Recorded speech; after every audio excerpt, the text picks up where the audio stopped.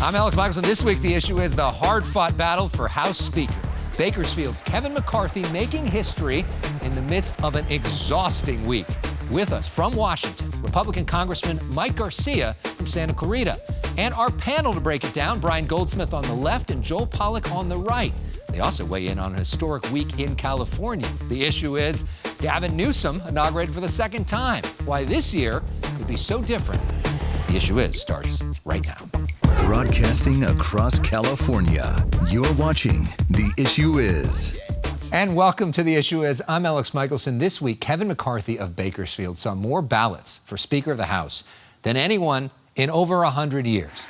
He ended this week by finally getting over the threshold and will now lead the chamber with a very thin margin. It certainly wasn't easy to get there. With us now from Capitol Hill is Mike Garcia, Republican Congressman from Santa Clarita. Congressman, what a week. You must be exhausted at this point. What is your big takeaway from this crazy experience you all have been going through? Well, honestly, it's a continuation of everything I've seen. You know, I came in the middle of 2020, right in the middle of COVID, the pandemic, and the last 2.5 years has been pretty tumultuous. So this is just a continuation of that. It's been a little frustrating. I'm not going to lie. This isn't, the ideal way to go about electing the next Speaker of the House when you just get the majority back. And it's been a lot longer than just the last 4 days. In fact, we've been going through these machinations for the last 2 months with our Republican conference elections first, where Kevin McCarthy got about 90% of the vote then. It's a thin majority, and this is what happens when you don't have, these massive majorities. Everything's a negotiation, but in this case, I think this is better for the country in the end. I know you've expressed your frustration with your Republican colleagues this week. A group of you came out. What did you say privately, internally? Did you ever go up to these people and just say, like, what the H, dude? Like, how is it? Take us inside the room a bit. Yeah, and everyone, it's amazing as disparate of a spectrum the political spectrum can be, right? From the most conservative to the most moderate. You also have that spectrum of personalities, and they're not always, correlated to where they are on the political spectrum. So for me, I was just having conversations with human beings, because what you find out is sometimes it's the policies and the issues that they're concerned about. Sometimes it's a personal thing. They just don't like Kevin McCarthy. And sometimes they want to get to yes, but they haven't seen something. And one of the gentlemen I sat down with, he says, "Hey, I like what I'm being told. Just none of this stuff has been put in writing, and I just need to see it in writing, Mike." And later that night, the leadership was able to put it into writing. This was last night, and he got comfortable and then changed his vote. I think in the end, the most noble fights are the toughest ones, and not every victory is easy, but we're going to be victorious on this one. Are you concerned, though, about the path forward in terms of actually governing? If getting the speakership was this hard, you're going to have to do this again to get stuff passed. And there are some that say that Kevin McCarthy may have given up a lot of his power in order to get this job, which might make being Speaker harder. What do you say to critics that say getting stuff done is going to be almost impossible going forward? Yeah, it's going to be difficult, no doubt. One of the rules is to allow just one person to vote, to bring to a vote a motion to vacate the chair, which is the removal of the Speaker of the House, right? So this rule is like Kevin McCarthy dousing himself in fuel and then handing out 435 matches. And, it's going to be tough. And Matt Gaetz uses the metaphor, this is a straitjacket. I don't think it's that restrictive, but in the end, we need to be led by leaders who have pure and selfless intent, and we need a majority that governs in the same way. And I think we're going to be successful, but there's going to be some drama mixed in here once in a while, just like all families have. Are you concerned that Matt Gaetz might light that match? I think I'm concerned that anyone would light the match, and if they do, there's going to be conversations. There's going to be dialogue, obviously, and this could slow down progress. So yeah, is the short answer. I'm concerned that if we don't communicate, that if we don't all get alignment, that anything, the renaming of a post office, right, in Santa Clarita could be a dramatic bill if 5 people decide that they want it to be a dramatic thing. because of all this drama this week, there's been like very little conversation about actual issues. But one issue that I know that you see as so important, and that is so important, is what's happening right now at the southern border. And President Biden is headed there for the first time of his presidency this weekend. What do you hope that he sees there? Well, it doesn't matter what I hope he sees. I've been to the places he's going to now a couple of times, and I'll tell you what he is actually going to see. He's going to see Border Patrol facilities that are absolutely inundated with illegal immigrants. He's going to see Border Patrol agents that are spending more time processing these folks and in some cases, sending them to the airports. He's going to see a humanitarian crisis that frankly brought me to tears when I saw it. I was in a facility outside of El Paso, just 3 miles north of the border, where I saw a 5-year-old little girl unescorted, and she was escorting her 2-year-old little brother. And I spoke to her in Spanish. She didn't speak a lick of English, and I asked her situation, and she said that her family dropped her off with the cartel. The cartel dropped her off at the border. Border Patrol agents rescued her just on our side of the border, and she's been in this facility. She doesn't know what she's doing. She doesn't know where she's going or who's picking her up. And it was heart-wrenching, Elex. I literally was brought to tears, and it was probably one of the most powerful experiences in this office that I've seen. And so I hope he sees those things. I hope he doesn't see the political side of this, that this isn't a political thing. This is a humanitarian crisis, and this isn't good for the folks coming across the border. It's sad to me that this is the first time he's gone, but he doesn't actually need to go to understand that this is a problem. This has been such a week that we want to end with something a little fun. We play something on this show called Personal Issues. This is your first time doing this on the show. It's 30 seconds to get to know some of your favorites. This is rapid fire, first thing that comes to mind. Okay, you ready? Okay. Here we go. What is your favorite TV show? Big Bang Theory. Favorite band or musician? 21 Pilots. What's the best way to relax after a long weekend? With my family and kids and just relaxing at home. That's about as good as it gets. Do you have a favorite meal? Sushi. All-time favorite movie? Probably Tombstone. And who's your role model? Our founding fathers. I never met them, obviously, but John Adams. I've read his writings. I've read his letters, his personal letters, and obviously his biographies. And he did it right. That's how I think this country needs to be managed, by people who have a lot of passion and purity of heart and sacrifice for the nation. But that's who I emulate. Well, this week we are celebrating the life of one of my role models, Barbara Walters. She is probably the most significant female broadcast journalist in TV history, opened the door for so many people. She was known for her legendary interviews. And so when I studied her, I realized there were 3 questions that she seemed to really enjoy asking in almost every interview that she did. So I was thinking, as a tribute to her, we ask you those, and you get the Barbara Walters treatment. Maybe you'll cry. Okay, so you ready? You ready for this? Yep. What is your philosophy or motto? I love this country. So the Constitution, capitalism, competition, and charity, what I call the 4 C's. Any problem that we have in our society or our government, we can solve them with the 4 C's if we just would sit down and actually pay attention to what those 4 C's mean. What is the biggest misconception about you? Well, there's a lot. Obviously, being a member of Congress in this modern era of social media, I think I'm portrayed as this very far right, crazy, all kinds of names that have been thrown at me. I think when the opposition first meets me and sits down with me, they go, "Wow, you're not this bad guy that your opponents try to make you sound like." And so there's a lot of misperceptions in this social media world. And which, by the way, I'm glad we have people like you, because you are objective and fair in your portrayal of not just the issues, but also the top of the people. There we go. Bring more of that. Okay. We finish. This is her last question. This is her favorite question to end an interview on. Finish this sentence. Mike Garcia is a patriot. There we go. A father. Okay. Congressman Thank you very much for joining us in the midst of this crazy week. Up next, we're going to break down all of this with our panel. Brian Goldsmith and Joel Pollak will be here in studio. We go to break, though, with this image honoring Barbara Walters. On her final episode of The View, almost every major female national broadcast journalist in recent American history surprised her to say thank you.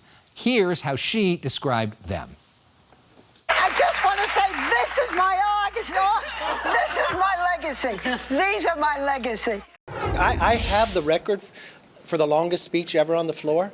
I don't have a problem getting a record for the most votes for Speaker, too.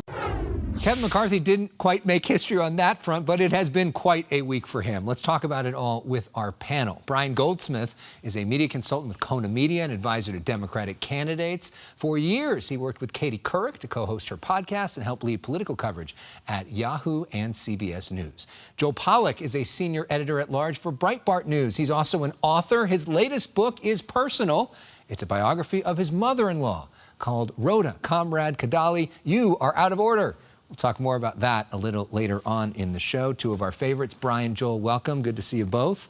Joel, let's start with you because this is sort of your area of expertise, the modern conservative movement. What a week for the modern conservative movement. Take us sort of behind the scenes. What has this fight really been about, this Kevin McCarthy versus the rebels? So I should state up front that I don't agree with the rebels, but let me put their argument as best I can. They're frustrated with the party establishment. They're frustrated with Washington. They don't trust the Republican Party leadership. And they're really angry about the omnibus spending bill that passed last year in the closing weeks. And this is how they're expressing it. They feel nobody listens to them. There's no debate. So they're really picking a fight with the leadership just to pick a fight. There aren't any policy or ideological differences between the mainstream of the Republican Party and this faction. This is largely about personalities. And if you want to be charitable, it's about a general sense of frustration with Republican leaders. Brian, what do you make of all of this? We've never seen anything like this in our lifetime. Well, some say this is about spending. It's clearly not about spending because they were perfectly comfortable with Donald Trump's record-breaking spending. Some say that it isn't personal, but it clearly is personal because, you know, it's about their perception of Kevin McCarthy's effectiveness or not, or ineffectiveness as a leader. I think what it shows is that the entertainment wing of the party that is much more focused on clicks and hits and profiting from conflict in Washington is really in the driver's seat in the modern Republican Party. Would you say that Matt Gaetz is a part of that? I would. maybe not serious policy issues being driven by him. So, Joel, how do you govern in this scenario? Because, you know, all these folks are still going to be there. Even the folks who reluctantly at the end of the week went to Kevin McCarthy, they still, you know, are prone to do this. Kevin McCarthy giving up a whole lot at the end of the week to get this job. How do you go forward and actually pass stuff? It's a great question. The rebels have made it much more difficult for Republicans to govern. They have weakened the Republican caucus in Washington, and the Democrats are sitting back and enjoying the show because not only are they frustrating Kevin McCarthy's legislative agenda, but they're sending a message to voters. Both parties are telling voters, Republicans are not serious about governing. This is a disaster, I think, for Republicans because the people who voted them into office, not necessarily the activists or the people on social media, but the voters wanted to see action on the border. They wanted to see action on spending. They wanted to see action on inflation. And they're not seeing any of that. Now, maybe one or two votes you could forgive on the first day, but it's been a week now, and they're not going to get started on any of this stuff. Oversight, no Hunter Biden investigations, none of that. It's all delayed by a week, and that's a lot.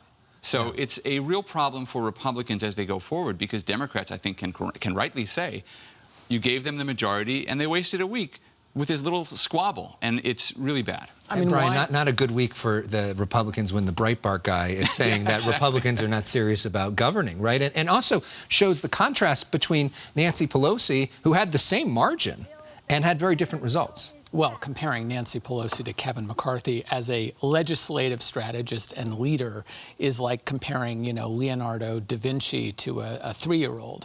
But okay. what I would say on Joel's point is this is serious business. You know, It is amusing for Democrats to watch Republicans in a circular firing squad, but there are things that they have to do for the country. They have to raise the debt ceiling. They have to fund the government. They have to keep America running in the eyes of the world. And I have profound doubts that they're going to be able to accomplish anything. And McCarthy has begged and borrowed his way, apparently, to a victory here, but at a cost of his own capacity as a speaker. He may be the weakest speaker in American history after this. I have to say, as a conservative Republican, it's very frustrating because the rebels have made it much harder for Republicans to govern. They've actually strengthened the Democrats and the party establishment. Mitch McConnell in the Senate can say, look at the circus over there in the House. You got to do things my way, which is the opposite of what the rebels say they want. And quite a contrast to have Mitch McConnell with Joe Biden talking about legislative success at a bridge, talking about their infrastructure deal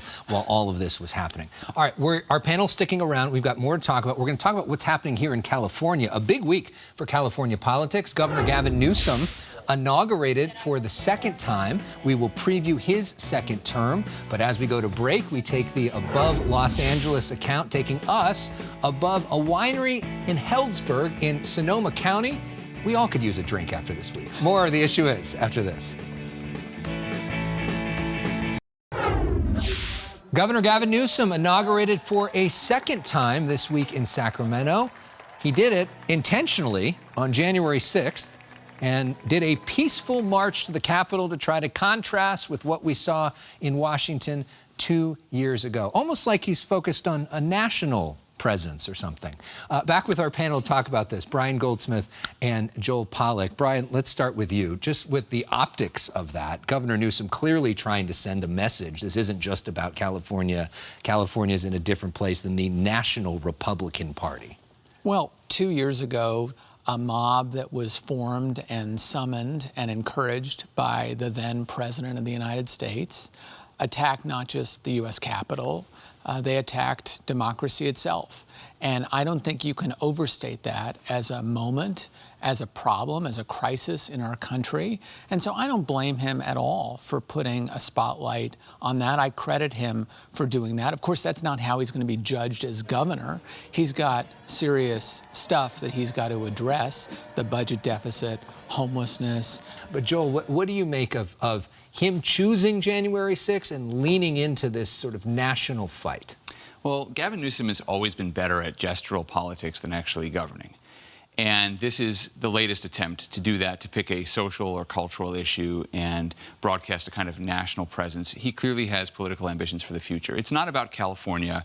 He doesn't really have a good track record as governor so far. The Legislative Analyst's Office this week came out and said that the state's targets for carbon emissions, climate change policy are very nice, but there's no plan to get there. And it's going to be a struggle to reach all these targets. He wants to shut down gas-powered cars. What does that mean for California businesses? So these are all serious questions that he's not addressing. And Brian, one potential real challenge for Gavin Newsom in a second term that he didn't have in a first term is this idea that he could soon have a big budget deficit. You know, he had historic surplus. When you got $100 billion, you know, he literally joked that he was Oprah. You know, everybody, you get this, you get this, you get this. It's fun to be governor with a surplus. Right. And as we've seen from our previous governors, it's not so fun to be a governor with a deficit. Talk about that challenge for him, potentially. Projections show $24 billion deficit potentially this year. Well, every challenge, every problem is also an opportunity. And it's an opportunity in this case to do something that is long overdue in California, which is fundamental tax reform, so that we're not so dependent on the stock market, that we're not so vulnerable to the booms and busts of the economy. I mean, when the country catches a little cold, California gets the flu. That's been true for a generation. He has the capacity, the legislative majorities now to actually do something about this. All right, we're going to take a break. We're going to have a little bit of fun and get to know both of you better after the break. We go to break, though, with some music from the recent Kennedy Center honors. Here's Ariana DeBose paying tribute to Gladys Knight with Heard It Through the Grapevine.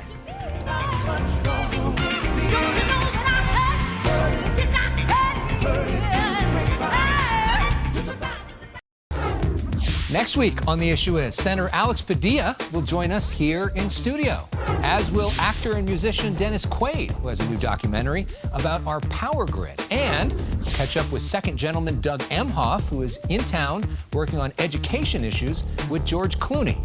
almost as big of names on our panel this week. Brian Goldsmith, Joel Pollak back with us. Joel, you've got a new book out, which is very personal. We want to put the cover up on the screen right now. It's called Rhoda, a biography. It's about your mother-in-law. She is an impressive person. Tell us a little bit about this. Well, unfortunately, she passed away last year, and when she was diagnosed with cancer in September 2021, we sat down and said, we have to work on your biography together.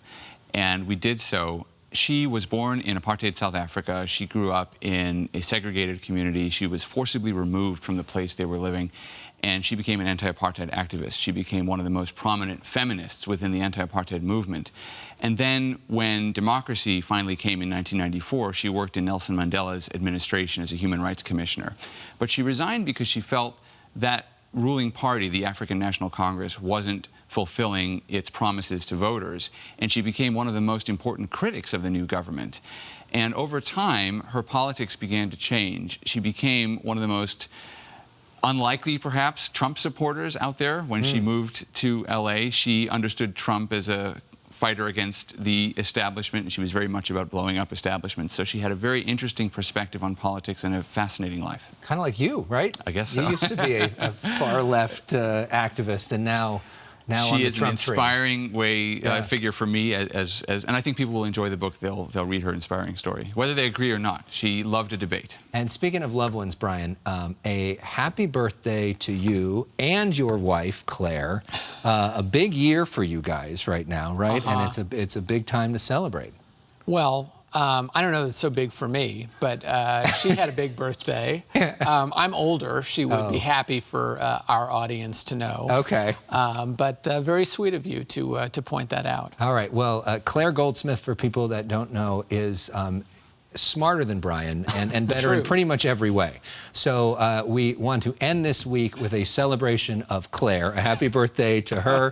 Thank you for being here, Brian. Thank you for being here, Joel. Happy birthday, Claire. We'll see you next week for more of The Issue Is.